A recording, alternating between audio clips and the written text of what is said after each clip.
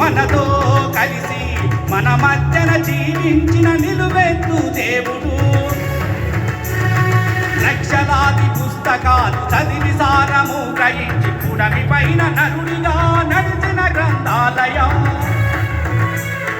దేశ విదేశాలలో లక్షలాది జ్ఞానులను, వేలాది బ్రహ్మర్షుల బ్రహ్మ విద్వరిష్టలను ధరణి పైన జాల జగదు నిర్మించడానికి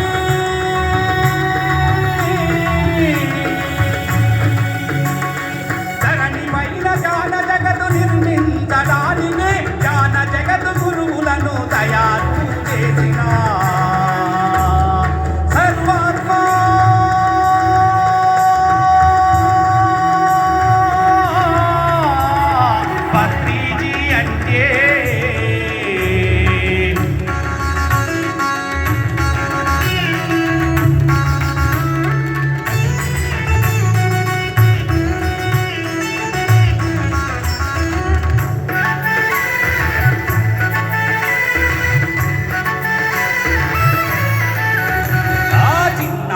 పెద్దవాణి బీదవాణి ధనవంతు జ్ఞానిని అజ్ఞానిని సమానంగా చూసి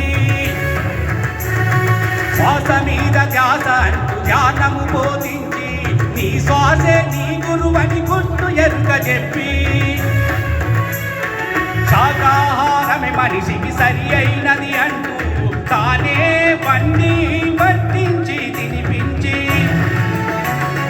అహింసా జీవితము ఆచరించమంటూ